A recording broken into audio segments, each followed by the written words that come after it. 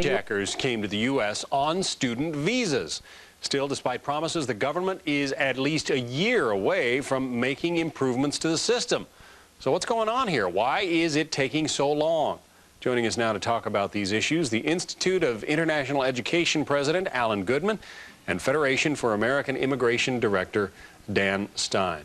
Dan, give us some sense of the problem. We have more than 500,000 foreign nationals studying in this country right now. Certainly they're not all problems, right? Well, like any flow of people, you've got to separate the wheat from the chaff, the bad guys, who are relatively few, from people who come for legitimate reasons. But for years now, the institutions, the open admission universities, these training schools, Montgomery colleges, these mid-level colleges, they've tried to have it all ways. They want the benefit, the cash cow of the foreign student program. These students often pay full freight, but they have fought relentlessly and are fighting again, even now in the wake of 9/11, against the kind of responsibility they need to take on themselves to ensure compliance with these non-immigrant visas.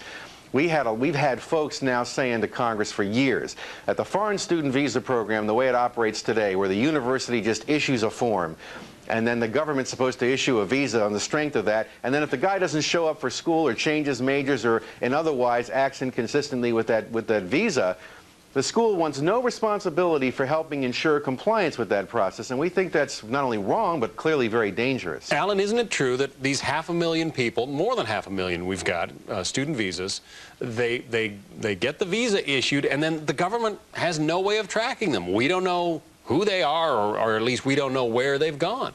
Immigration reform is long overdue, and the student visa portion of it is a tiny percentage of the people that come here on visas. INS is broken. 31 million people a year get visas to come to America. The 500,000 students that come are the closest tracked, the most closely followed of all the groups that come. So it's not only a student visa problem, it's a massive immigration and naturalization service problem, and it needs to be fixed, and educational institutions are foursquare behind fixing it. What about Dan's argument that a lot of universities use foreign exchange students as sort of cash cows? They're pushing to get these people into the country because they pay full tuition. This isn't a debate about money. American society and American institutions benefit enormously from the arts to the sciences by having international students and scholars here.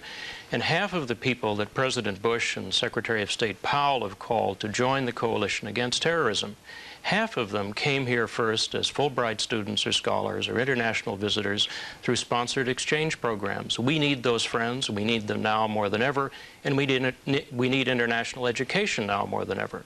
Well, Dan, you're not saying stop international education. You're not telling us to get the foreign students out of this country, are you?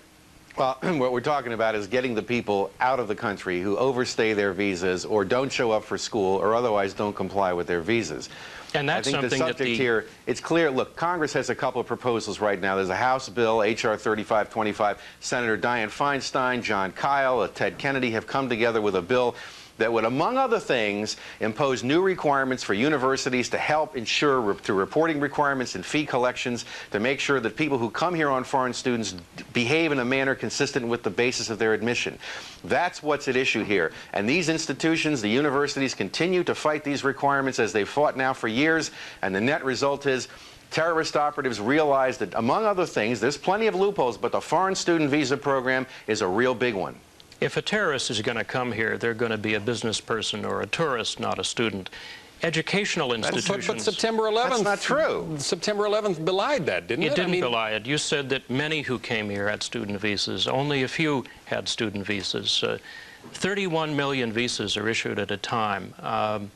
We really need to fix the entire system, and by focusing just on students, we're missing the problem. We have a broken immigration and naturalization service. We don't have enough visa officers abroad to interview people that are coming here. And it is the educational institutions that for years have been collecting the data that the government has never asked them for. These new bills will make that possible and will put in place an electronic reporting system. We want it to happen much faster than even the government is prepared to do. What about tracking foreign students? Is that something that your group is willing to endorse? Most educational institutions track the students that come. Do they show up? Do they enroll in classes? Do they pull out at midterm? In fact, we've been required to report that to the government since 1983, And the Immigration Service has not asked for any of those reports since 1988.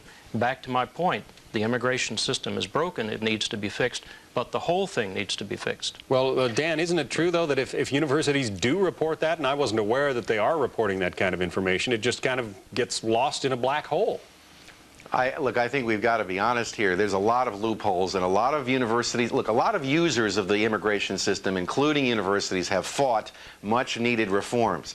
In the wake of 9/11, and I'm glad to hear what Mr. Goodman is saying, we all need to come together to make sure that the government and those people who want to profit from the immigration system exercise their proper responsibility to protect the public and ensure that the rule of law matters again in immigration. It's not just student visas, definitely tourist visas, business visas, the whole gamut. It all needs comprehensive reform. Dan Stein and Alan Goodman, gentlemen, thanks for being with us this morning. Thank you.